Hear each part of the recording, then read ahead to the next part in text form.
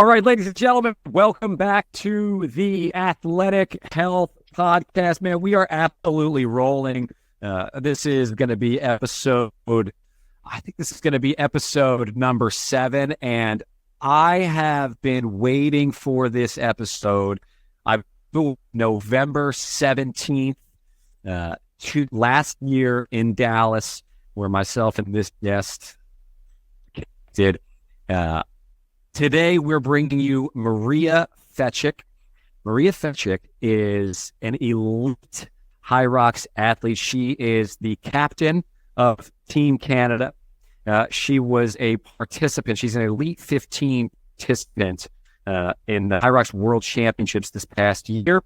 And well, just a couple months ago in Nice, France. She is the co-founder, Holistic. Yes, okay. That is correct. Awesome. And she's up there in Canada. Ladies and gentlemen, I want to welcome to the show Maria Fecik. Maria, welcome.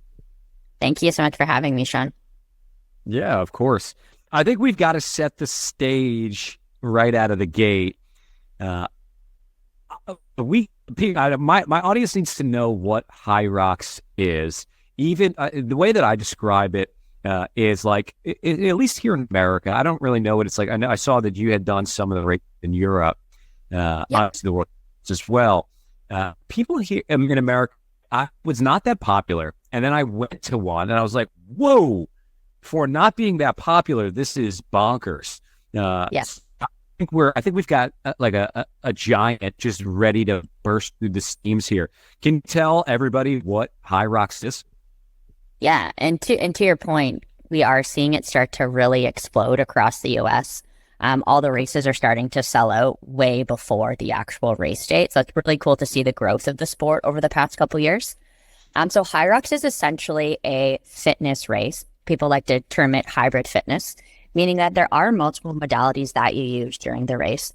So it's predominantly 8K of running, separated by 8 stations. So the 8 stations are a mix of cardiovascular and strength. So anything from your typical erg work, so skiing and rowing, in addition to sled pushing, sled pulling. You're doing some burpees in there. So get that conditioning up. And then as well as like wall balls are the grand finale. So it's essentially a lot of running and then some station work in between. So being able to run under fatigue is really important for this race. And like we mentioned, it's really, really growing in popularity. Started in Europe, it's exploded there, especially in the UK. And now we're seeing it really grow in the US as well. Yeah, I think to me, what really appeals to me, I mean, obviously like the competition side of it, it's always appealing to me. I am intrigued by, like, until now, at least until as far as I know, there was really only like long distance endurance. And then there was, bodybuilding, powerlifting, neither which was anything that I was super interested in. Now, like I would say, an hour to an hour and a half is going to run the gamut of, like competitive to like highly competitive HYROX athletes. And it's really in a sweet spot where I know a lot of guys, don't want to compromise the muscle mass for the marathon or ultra marathon, style of training. And this really fits into that sweet spot there. Would you agree? Yeah. And I think the great thing about HYROX is you can still maintain a great strength base. Then you're also working on that cardiovascular component. Like when we see, I used to do bodybuilding. So when we see that contrast, not too much cardio there, not a lot of conditioning. It's really just an aesthetic sport specifically. Yeah. So people look strong, look fit, and look healthy, and it all depends on how you define what that is. But being able to get, a bodybuilder to run around the block, I think would be a bit of a stretch versus this really nice sweet spot in HYROX where you see like, I can crush a run, I can crush a sled, I can do heavy squats and stuff like that. So there's like this really nice balance between the two, and you're not so polarized one way or the other. Yeah. And speaking of that, did my due diligence. I did my homework on you, Maria.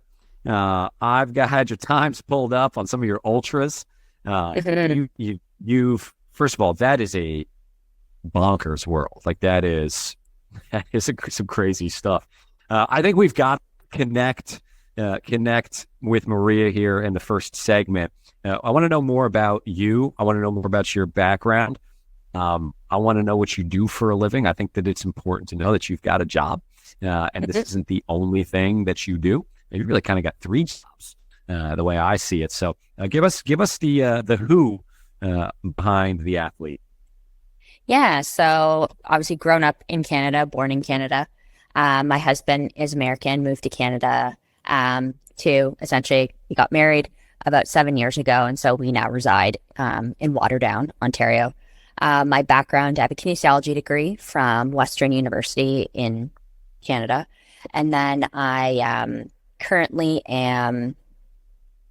we run our own coaching business, so Holistic Athlete. And then I do some project management on the side as well. And then, training also feels like another part-time job. So I agree. Level it's got to be, right? Yeah, I agree when you say there's about three. And I think being very intentional with fitting it in and making sure everything works is really important. So all those important elements. My background from like an athletics perspective, I used to do bodybuilding back in my late teens. So around 19 to 21 years old. I competed in a bunch of bodybuilding competitions. I transitioned to more endurance-based sports. So I got into Ironman, triathlon, did a full Ironman, transitioned into continued do endurance sports, hated biking and swimming. So I got into ultra running. And that's where you saw some of those times come in. And then after ultra running, I found that I was feeling really weak. I could run for like 9 hours, but I couldn't do like push-ups anymore that I could do when I was bodybuilding. I could bang off push-ups, pull-ups, and then I got to this place in my life where I felt actually more unfit than I ever have felt. Even though I could run for a long distance, I couldn't do any of the body weight-based movements that I used to be able to do. And then we found HYROX actually, and then now at 35, I feel like I'm the fittest I've ever been in my entire life. I was reading one of the interviews that you did. I didn't realize that you connected with HYROX through Mark, which is him and Lauren were the way that I kind of figured it out as well. So I thought that was kind of a small world situation. See that kind of connected that way as well in Dallas. But I thought that was interesting. I also found it interesting in the same interview you talked about exactly that was how you were in the ultra community, which is like skewing as maximally in the aerobic world as you can possibly get, and kind of losing out on that speed stuff. I don't want to hit that right now because I want to get there, but I want to bookmark that for later, and I think we might as well just dive right in. So I just want for the listeners here, the way that Maria did was I was giving a presentation for HYROX in Dallas before their event in Dallas last year. And, the way that it's set up is I'm in front of the room and I'm presenting how to, improve your HYROX performance. And somebody asked me during one of the breaks, like, have you run it before? And I had just run my first one the week before. And I was like, yeah, I did. I ran it in like $1:20. I was like, well, what about you guys? And they were like, well, the person was like, hour 8, hour 7, hour 4. And I was kind of like, maybe you guys should be the ones giving the presentation. And so like, I started like second guessing, what I was teaching and starting to like look at my training model there because, I'm a science guy. I don't even know that I consider myself an academic, but I'm in the book and I'm trying to figure out the best ways to do it. And I think people like me tend to score worse in these competitions. And I have my philosophies and my theories as to why that is. I want to bring out yours in this. But to me, I was like, and then we connected and you were like, I'm trying to get into the Elite 15 and all this stuff. And I'm like, man, this is way higher than what I'm currently performing at. And so like, I wanted to know what it was that I'm not doing. Cause I want to be, my goal for this year is I want to qualify for world championships. I think my best time right now is like an hour 20. So I know I've got to shave a crap load of time off of it. And I have some ideas, but I'm like coming to the source here for how to do that. So in the most broad way possible, and we'll narrow it down as we go, Marie, how do you train for a HYROX? I think a lot of it comes down to A, how much time you have, and B, where the athlete is starting from. So I've had people come to me that don't run a ton or that they do run a lot and they have a big running base. So I think first and foremost, having a running base and spending some time there, building that aerobic capacity and that base. So if somebody has come to me and doesn't really run that much, then we're spending a lot of time building up like what zone 2 looks like. And I think people also need to make sure that their goals kind of match where they're at. I think we all have like very big aspirations and stuff like that. So like, for example, depending, we use a lot of like time trial based testing to benchmark athletes then to kind of prescribe what pacing they should be running at, just to be able to build that. So I think first and foremost, having a good running base is really important because you're running for at least over half the race. So that's going to be first and foremost. I think also depending on where you are in the season and what race you're doing and how far out you are, again, making sure strength based work, so like maximal strength, putting through a strength cycle is going to be really important for people, depending again on their background and how close we are to race. Depending on people's history and experience and stuff like that, how close to the race do we get race specific? For people that have experience racing, we might start a little closer to the actual race day before we get super sports specific. People that have never done it before, I'm doing a little more sports specific stuff way ahead of time, just so they feel prepped, but also confident for the race. So I think it's really a blend of balancing like those multiple modalities of running, strength, and conditioning, and keeping the person as uninjured as possible in the process. Now you're speaking my language here. All right. Yes. All right. So I've got a couple questions on that. Quick hitters, 6 months away from mine or 5 months away, whatever it is. Is that a reasonable time frame? Yeah, I think so. I think it's tough when people, come to me like 8 weeks before a race and have aspirations for, the big time championships, right? And, I have to be honest with people. I'll say like, we can get you as ready as possible, but can I, is it going to necessarily be the best performance that I think we could build? Probably not. And I usually like to have people look for goals beyond, like if it's something very imminent, like what else can we look at and push outward and maybe use that first race as like a benchmark to see, where does your fatigue accumulate a lot? Where do we need to work? But I think as a coach, the important part is also being like really realistic with people about kind of what that end goal is, because you're also trying to do them a service, right? And try to get them as ready as possible, but they also have to, accept where they're at. And then, we kind of work from there. I'm being a little selfish here. I want to know, so 6 months reasonable. This is for the listening, doing HYROX in Vegas. My best time, I was fibbing a little. My best time, I believe, literally is an hour 23 in Chicago, my first one. I ran an hour 28 in New York, but I don't count that one. Found out Thursday before that I was running, and it was outside in the heat. So scratch that from the record books. All right, people. I think a lot of people did for that one. That one sounded. That was a grind, Maria. That was a grind, Maria. There was like outdoor elements that were challenging. I know the turf as the day went on, it harder to push on. But I think that was in the morning.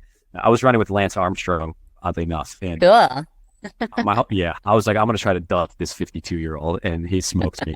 I was like, okay, got it. Interestingly enough, side note, Lance Armstrong did the HYROX in New York. And the one thing that I noticed about him, well, two things I noticed about him. Number one, he's 52. And getting the race tent, like right beforehand, my man just walked right up to the front. And yeah. And I was like, oh, competitor, dog. Like, he's sending a message. Yeah, he was. I was like, oh. And I'm like, this is like this little ballsy, man. You've never done before. He's just like, excuse me, everybody. I'm planting myself right here is where it is. I thought that was interesting. But I also noticed he had a like barrel, like rib cage was really wide. And the only thing that what made me think, I was like, okay, like this guy, if you have a real high volume of your rib cage, like you're able to take in literally more air than anybody else. And I was like, I wonder how much that played into his success in the Tour de France. And I don't know, it was just super interesting thing. Side notes from him. But okay, 6 months. is it unrealistic? And be honest with me. Like I want it. Like I think like a world championship qualifying time. Somebody in my age group, 36 to 40 or 35 to 40, is probably going to be. I mean, the times are only going to get better here. I mean, an hour 5 was probably an maybe in that ballpark. Is that a reasonable expectation? I'm a good athlete. I am. Like I'm 6'4". I was a Division I college basketball player. I am a little over the hill now, but like, am I being unrealistic? And you can tell me the God's truth. I'm curious to know. Yeah, I think shaving about 20 minutes off like is definitely like a big ask. I think it really depends on kind of like your running, kind of like what you're doing now, how your running translates, and how well you're running now. Like, do you have like an average pace currently that you are running, or like where are you at now with like your threshold? Do you do any like lactate testing to see where that sits? And so, interestingly enough, the subsequent podcast that I'm going to do is going to be about lactate testing, because I don't know if you're familiar with Peter Attia. I have one of his guys coming on to talk to me about lactate testing. So I'm kind of new to that. I don't really understand it all that well. So I would say as far as tech goes, I'm using Oura Ring, Apple Watch, Polar H10, really just classic stuff. And then like some, medical stuff that I've put together, testing and stuff over my time, but nothing like that.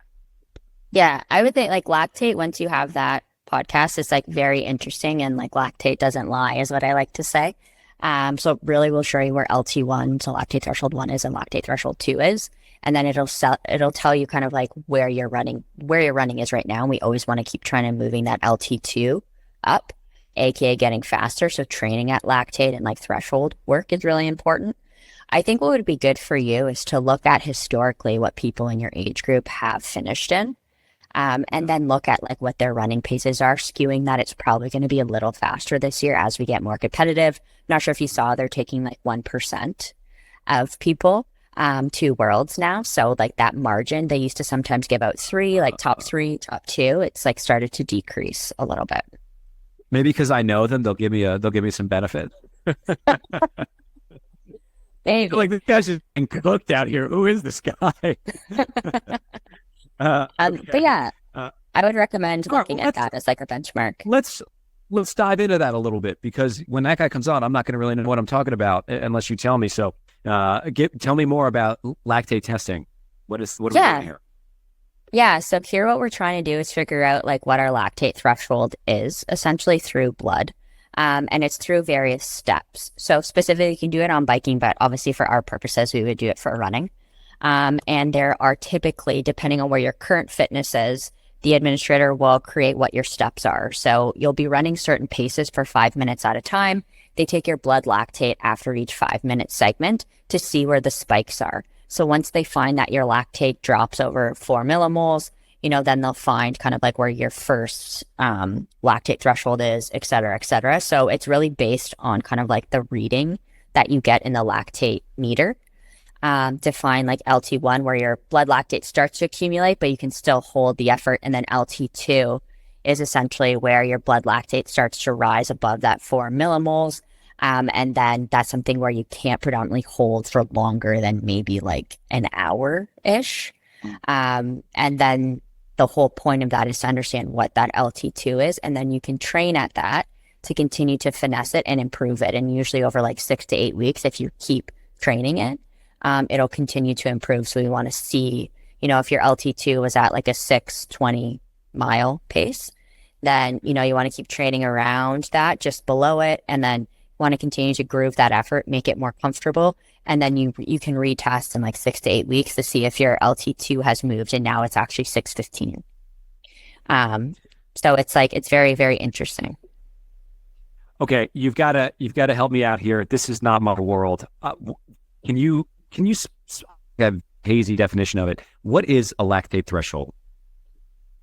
So lactate threshold is essentially when lactate accumulates in your blood to levels where your body can't buffer it at the same rate that it's accumulating, which then creates fatigue, causes you to slow down. So if you've ever done an effort where you just like can't hang on anymore, your body has this inability to buffer the volume of lactate that's being produced at the same rate So then it just accumulates in your blood and then you slow down, etc. So that's really kind of like the high level definition. Okay.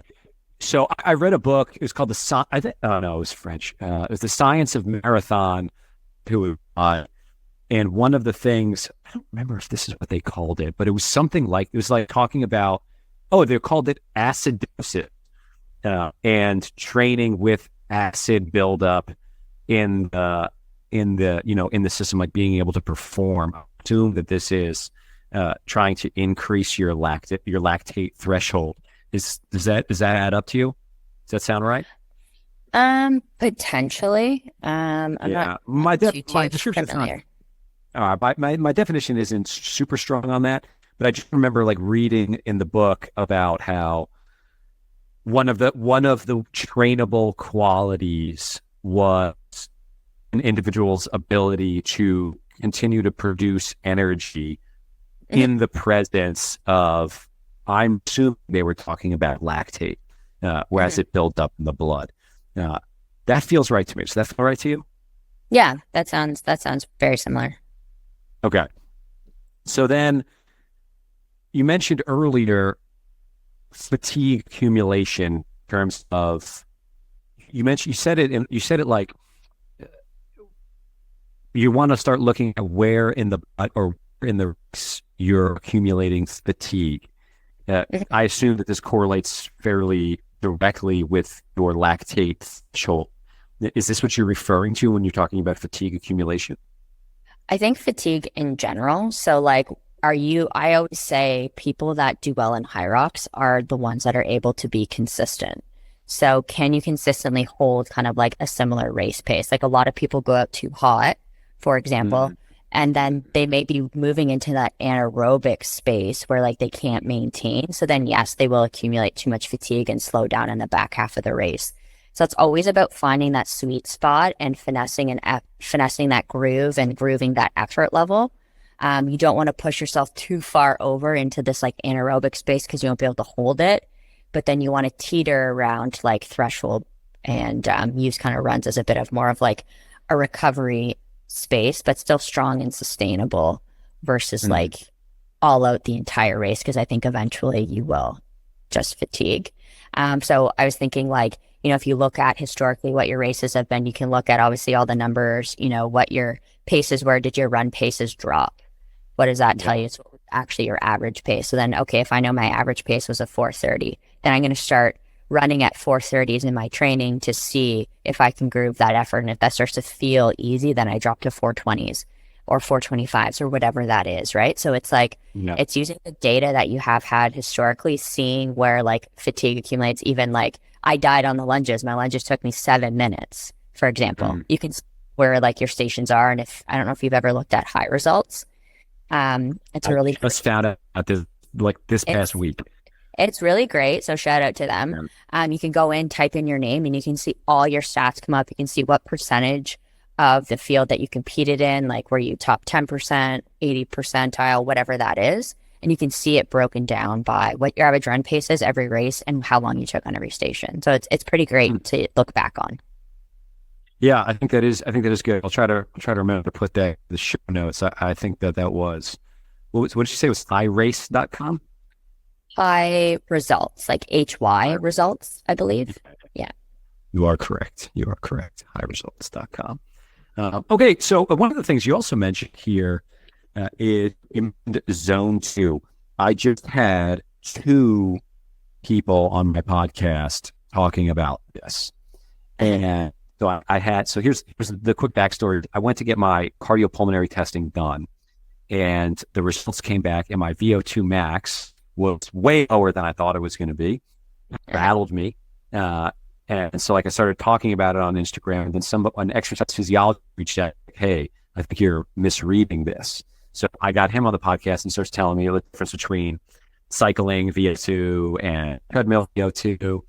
So, okay, that started to add up to me and how that went. We were talking about like zone 2. Then I had the cardiopulmonary specialist who did my testing on the podcast, and I pitted them up against each other. No, but she was like talking about like, lots of stuff like that. And it's a very sexy word now, zone 2, I think that Peter Tia is the guy who, as far as I can tell, made it popular.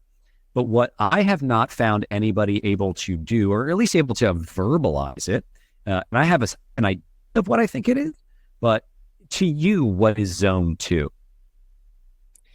Zone 2 can be, in my opinion, like when I prescribe it for athletes, it would be an effort where I always like to talk about like a talk test. So I can do an activity where I could still have a full conversation with somebody. So if somebody didn't have like a heart rate monitor or one that was very accurate, it's like, can I still maintain conversation at this effort level? That would be one kind of test that isn't overly like scientific. Obviously, there's also like percentage of heart rate, max heart rate. I think a lot of people need to still figure out what their max heart rate is. And, there's obviously some like field testing you can do to figure that out. And just seeing how high you can get your heart rate and then kind of start to use that. But I also find heart rate can be like a little fickle based on like how dehydrated you are, how recovered you are, et cetera, et cetera. So there's also those components people need to consider when thinking about zone 2. But it is really just like an aerobic, easy effort that's not quite recovery, but it's not quite like marathon pace, more like 50K pace. And that's what we would prescribe it as a lot of the time. However, I do have clients that 50K pace is still too fast because they haven't built up their aerobic engine. Like we don't want you running at like a 165 heart rate when we're trying to, build an engine versus because it's pushing you too far one end. And then you get into this gray zone of running where you're not really recovering, but you're also like not really getting any physiological adaptations. You're not really pushing, but you're in this weird space and then you don't recover for the quality workouts. So it's a great piece to add in to increase people's aerobic base, increase their mileage in a way that helps them prevent injury so they're not going hard and fast all the time. So what are you saying what's the goal as the strength coach? Like what is the variable that you're trying to improve by prescribing somebody zone 2? So the adaptation I'm looking for is being able to start to develop a faster pace with the same heart rate. So over time, the more we work and finesse that effort, I want to see like if you're zone 2, your heart rate's 130 and you're running a 9:45 mile, in a couple months, go back to zone 2. Can you now run a 9:30 mile with the same heart rate? That's the adaptation I'm looking for. That tells me we're building your engine. That tells me your heart is becoming more efficient at pumping oxygen and blood to your body. And so that's really kind of like what we're looking for, right? Building new capillaries and all that jazz. Yeah. I think the way that it's always been described to me, and nobody described this to zone 2, but it was described to me as eccentric ventricular contraction, meaning you are enlarging the ventricle of the heart. In this zone 2, you are increasing the heart's ability to hold blood.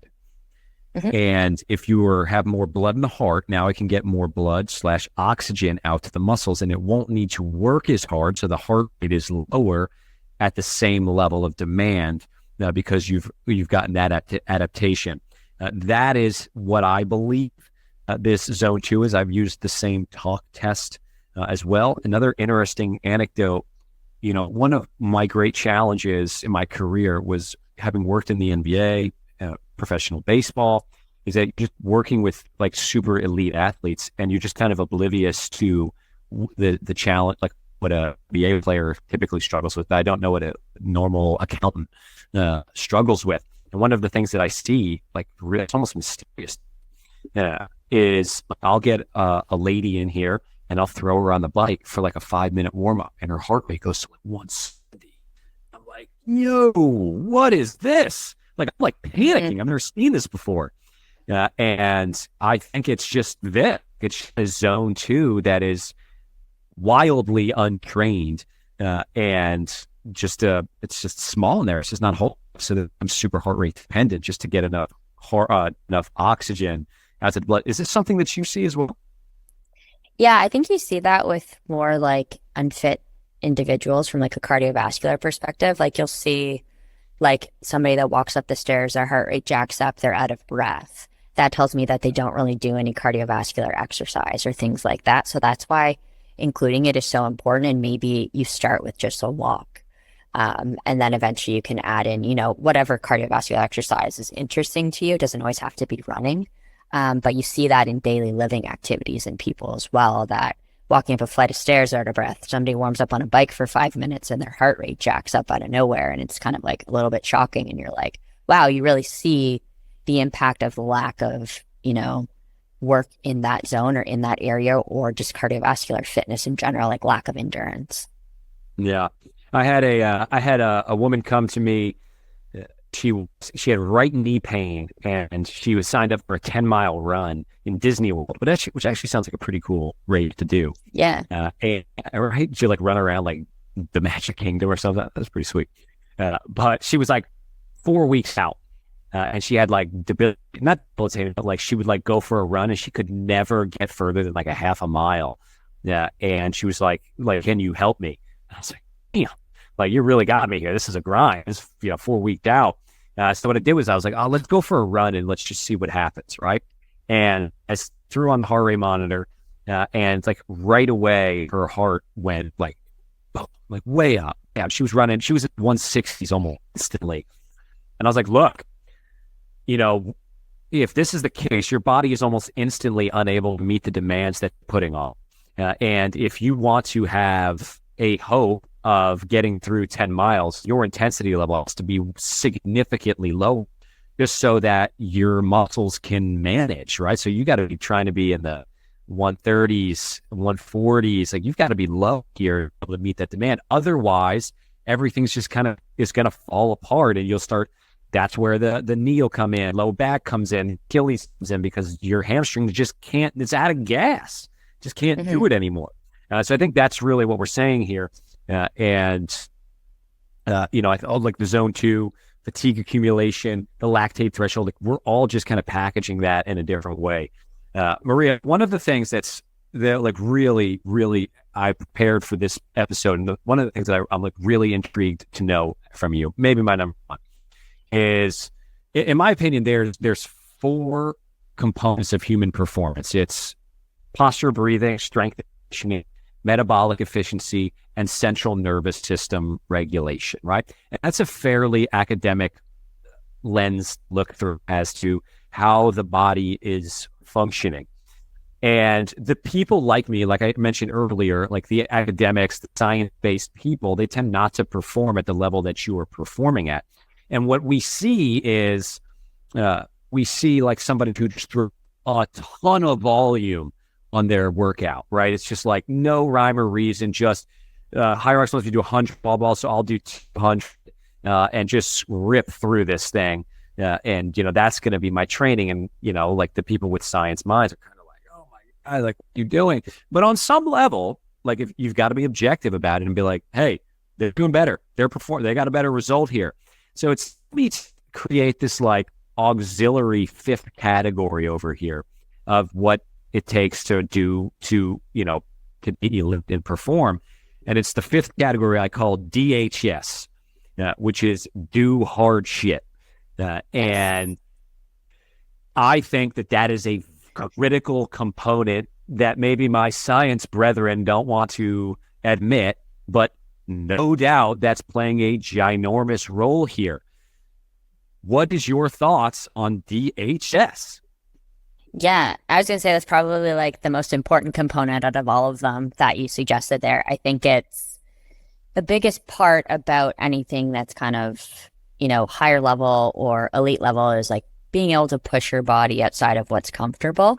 So being able to do hard shit is a function of that. And even when I'm coaching or in person and stuff like that, I think a lot of the times your mental state in the moment is what differentiates whether or not you keep pushing or not. Because I think a lot of the time our minds are trying to protect us, right? Our egos, oh, this is really hard, I should just stop. Or, I could take a really quick break right now, or that effort looks really strong or really tough and difficult. Will you be able to do it? And I've seen it in some of the athletes I coach. They talk themselves out of it before we've even started. So then, of course, the effort's not going to go well. So it's like, what's your ability to, I like to say, like, sit in the discomfort or sit in the shit and hold on and talk yourself through it. And coming at it from a lens of, okay, this is difficult, this is challenging. It's okay that it's challenging. It's supposed to be. That's what this is. And if I want to perform at X level, or I want to do well at this level, or want to compete with people that can also do hard shit, I'm going to have to be able to do it as well. So I think it's the mental state, and then also just getting uncomfortable and being okay with that. And I think as humans, our nature is to not do well with discomfort in many avenues, hence why there's a lot of like vices and stuff people cope with, right, to manage discomfort. So I think do hard shit is like one of the most important facets of it, but it's how you talk to yourself while you're doing the hard shit that really matters. Yeah, there's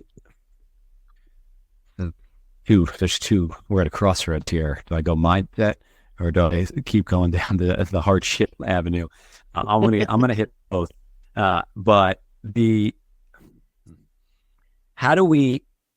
So the science people on the other side say, well, you know, and not to say that this is the workout that you would choose. Maybe we should start with kind of HS stuff. Do you do? But like, you know, they're going to say, well, you know, that's, you know, you're going to be at a risk for injury if you do this, or that's not a good movement to do, or your recovery is going to suffer. You know, what do we do? Like, how do we? What's the response to that? I think it's all relevant to the person and what they consider hard too, right? Like some people find like a hard effort might be, you know, a threshold run, where somebody else, it might be, you know, rowing for 5,000 meters straight. So is it like the monotony that's hard, or is it the effort that's hard? And I think figuring out what makes sense, but then also having the intentional training plan where you're not always going hard, because that will lead to burnout, injury, etc. But making sure that you prep yourself for those quality workouts and perform. So when you have a threshold run, you can crush it. And that's the hard shit I'm talking about. Like, okay, I have a 15-minute threshold run today. Ooh, that seems really long. Okay, I can do this. Like, set yourself up for success. And setting yourself up for success means what are you doing in the days prior, the meal prior, and things like that? Are you recovering and doing all those pieces so you can do the hard shit, so you're not running yourself into the ground? And I wouldn't say like you're doing, depending on how you define hard shit, you're not doing hard workouts all the time. But sometimes to me, doing hard shit is like 9 o'clock at night. I just coached all day. I'm really tired, but I have to do this workout. To me, that's hard. I do it, but that's also hard. Absolutely phenomenal. I love that. I love it so much on so many levels. Yeah. I want to ask you this. So, you know, this is really your bread and butter, and I can't, you know, honestly, you know, I think of like aspiring to the world championship level, there's probably thresholds of hard shit that I'll need to crash through here. That, you know, even probably just increasing that threshold increases my time or decreases my time. Here's a quick story here. When I was in college, playing college hoops, we used to run this drill. It's called 1-1-X. And any of my teammates who are listening to this right now, a shiver just went down their spine. And basically what it is the whole team lines up at half court, face one guy who's standing at the free throw line. And the free throw guy at the free throw line is tasked with getting 3 rebounds in a row. And when I was my first year doing this, all my teammates leading up to the first practice were like, hey, Sean, there's no fouls in this drill. And I'm like, okay, I get it, physical, but obviously there's a line here. When I was trying to get drill, big 6'8", 240-pound dude running downhill at me, and he just smokes me like we're in the NFL. It just buries me like on my ass in the paint. I was like, oh, and everyone's like, get up. And I was like, holy crap. So I get up and I had to get the ball, and then just for what seemed like eternity, dude after fresh body just coming in, boom, boom, and just crushing me. I got to the point where, Maria, I was like a wet noodle, just like trying to get the ball. It was just maximum level fatigue, right? I couldn't right? So I'm starting to think in my head, I'm like, he's got to blow the whistle. He's got to get me out of this. I have no chance of getting 3. I can't even get 1. He's got to get me out of this, right? What seemed like an hour goes by. Coach blows the whistle, and he goes, he walks like a G. He just like walks right up to me at the free throw line.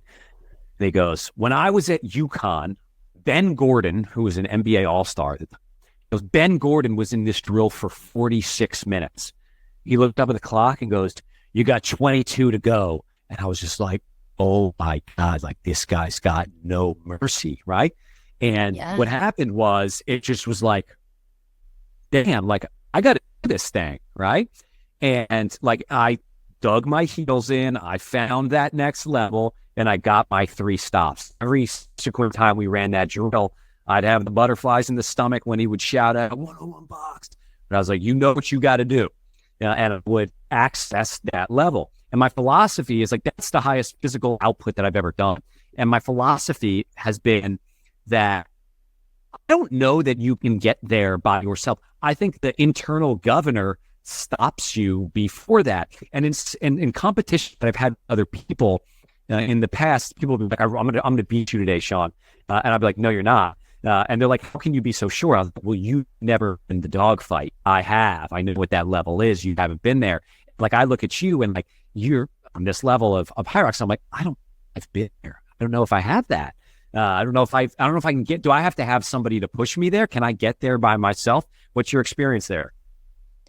I think a lot of it is, like you said, I think like internally, it's like having that positive self-talk, but then I think also having like a support system that reinforces kind of you. And especially when you're starting to get into this new space, like this is the first time I've been in like an elite, quote unquote, athletic group before. So this was all new to me. And this was all, oh my gosh, am I really here? Like, it's almost like I can't believe it at the same time that I can, because I know I work really hard, but at the same time, you're like, holy shit, like I wanted this like a year ago and here I am a year later and I'm in this elite group. So I think the mental state of it is super important, and working on that and understanding what your self-dialogue is and what some of your limiting beliefs are. And then making sure that you address those, I think, are really, really important, because at the end of the day, what I've learned about being in the elite group is everybody works hard. Everybody works hard. Everybody has a certain level of talent. That's why they're there.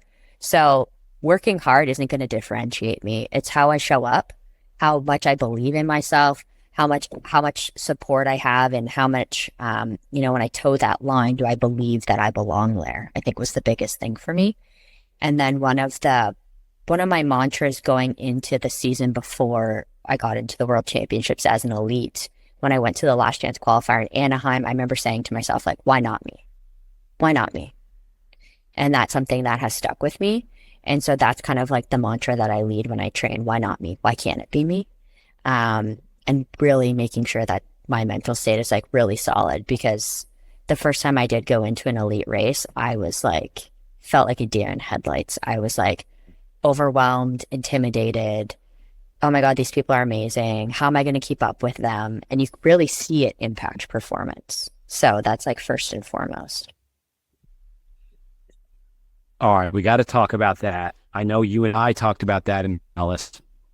Mm-hmm. I read that on the last interview that you did, and talking about the mindset and the approach. And you mentioned in the other interview about the nerves. This was kind of a new thing for you to experience the nerves of that. I mean, this is probably the thing I'm the most passionate about, the neurological component of performance. It impacted me, it impacted my brother. It impacts, I can't imagine how many great athletes never blossomed fully because they were a deer in the headlights and they just couldn't. I had Dr. Jill Bolte Taylor on my podcast on neuroscience, a Harvard neuroanatomist last week. Actually just came out today. And she has the quote. Let me pull it up here. I just had it. She had the quote that when our limbic system anxiety circuit is triggered, we are neuroanatomically cut off from accessing our higher cortical thinking centers, which is where our learned knowledge is stored. Essentially what she's saying is when you're triggered, when your brain perceives threat in your current environment, it literally cuts off your abilities and the stuff that you've learned, that you trained for. That's why you get things. I know this answer, but I can't come up with it right now. How did you? I mean, I think we now kind of get a sense, but how did you get into this? And just take us down that path a little bit. How did I get into like getting through that? Is that what you? Like, yeah, like how did? Well, like I'm curious to know, like, Was this on your mind? Was mindset on your mind prior to, or was this something that you were like, whoa, this is an entirely new element that I didn't even kind of prepare for? I think it was more the latter. I think it was like I always like used to get nervous for races, but not to the degree that I experienced when I did my first Elite 15 major race. And it was like kind of like stopped me in my tracks. And I was like, this is something I need to work on because I didn't feel like myself. I couldn't like even eat breakfast very well. Like I was just like, I felt like I wasn't myself. And it just, this nervousness like overcame me. So that was a really big like learning lesson for me after that first race was like, okay, this is something I need to focus on. This is something I need to work through. Clearly, I think it's a whole I think it's a whole new element and something I didn't realize how important it is if you want to perform at a high level. And something it's interesting enough, I was watching, I don't know if you saw the Sprint documentary on Netflix. I watched some of it. I watched some of it. And I found it so intriguing, more so their mentality before they go into their massive races and stuff like that. And it was like this self-belief that I'm good enough to be here and that I'm going to win. Whether or not that happened, but it was interesting. They had that. They had like they would kind of. I don't know if it was a full focus, if I remember correctly. You know, they talked about that. You looked at like Noah Lyles and like almost like you look at him sometimes. You're like, this guy's kind of a jerk, but like that lends itself to like you can't be. I would say the normal person goes out in front of 100,000 people at an Olympic crowd with that pressure on the line and gets nervous and gets rattled. That's what normal is. Like I don't like in competition, you've kind of got to have that edge to you I think it would be very abnormal for someone to just be a nice guy and also just an insanely good competitor. Really, one of my secret philosophies is I think that's why LeBron has always struggled from the free throw line. Like he's like historically in the 70s, I think, percent, which for him, it should be like 80s, 85%. And everything that I've ever heard about LeBron is that he's a pretty nice guy. Whereas Kobe Bryant, that he was, let's call it a little edgier. And I think that lends itself to, those different levels of performance. And in exploring that and knowing what you're saying. So I always try to pick what I'm going to think about because I know that it's going to go into the darkness. I think you said in the article, it's like goes into the gutter. Like it does. And it's just like the path of least resistance. Those are the neurons that are myelinated. What's your strategy now? How do you go about that? I think it's more of like, I know the anticipation and what to expect. So I think when I get into a race, I always try to couple things. I try not to think about how much is left. I try to think about what's coming up next.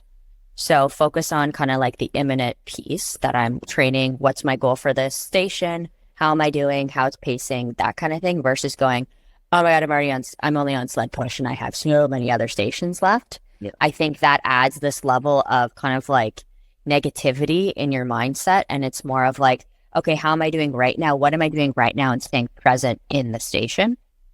So I think that's the first thing. And then I think during the race, I just expect that, I'm going to think at one point, oh, this is like really hard. This feels challenging.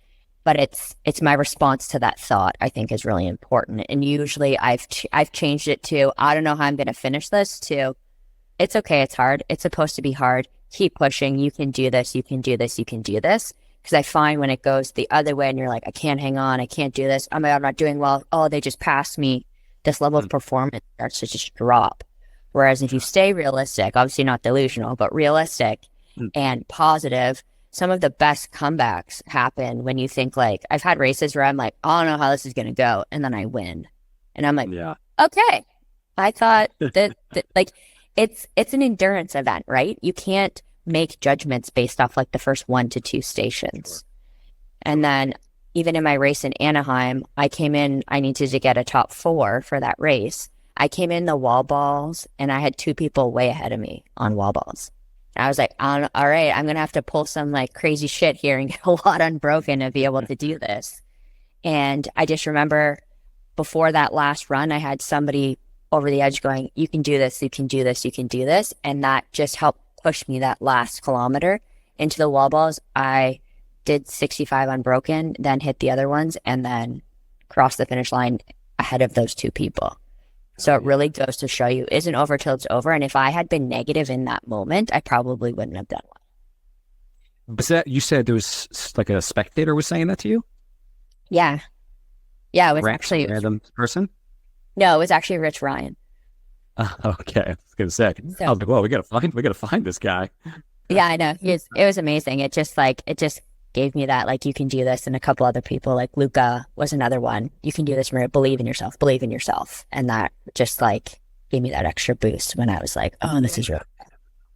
A huge takeaway that I'll have from this podcast is how you talked about, like, at the elite level, the working hard is no longer the separator. That's like the prerequisite. It's like, we know we've all done this.